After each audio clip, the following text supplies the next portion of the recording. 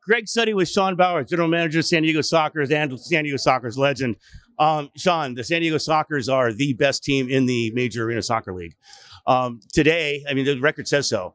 Today, the Monterey Flash lost. RGV beat the Monterey Flash. Utica City FC lost.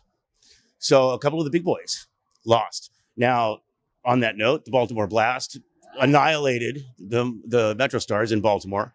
And these are the teams that we're looking at. I mean, really, we don't have to play any of the East Coast teams until, the season is in the championship, if we make it there. But talk about the success that the San Diego Sockers are showing so far this season and how it's looking at. Well, first of all, it's still too early, right? We're only 10 or 11 games in, not even halfway through. But I think at the start of the year, we were struggling to find a little bit of our chemistry. I agree. I think they were struggling to pay attention to details, and I think now they're coming to fruition. And that happens when you play with new players. I think that happens.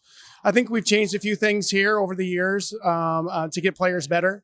I think there's more interactions with coaches and players in terms of players knowing exactly where they stand with everything. So It's kind of a new culture, and that's kind of weird to say that because it's a championship culture all the time. Right. But in the last 2 or 3 years, we've kind of changed the culture, and it's now becoming more evident as we're getting better and better as we move on to the season. So tell me, how does it feel with on the field with the team having a single goalkeeper rather than the tandem issue that we've been going on for the last couple of years?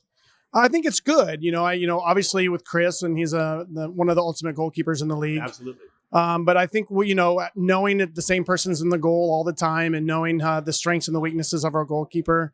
And that way, what the guys in front of them, blocking shots, laying down to block shots, get in front of the goal. You have those tendencies that when you have that goalkeeper. And when you're changing every other game, it's kind of hard. Boris is different than Chris in many different ways, not whether they're better or worse. Right. But really, it just comes down to having the same person in goal. And I think that's helping us a lot. And Boris is playing out of his mind right now, too. So that out of his mind. Yeah, so that helps, too. So Josh Lemos got hurt. Danny Waltman got hurt. And I just kind of just back to that same question. Who's backing us up? What happens with the injury issue? It's a long season, and there's a lot of brutality in that net. So what do we look for if Forrest goes down? Well, we just brought in Chuy Molina.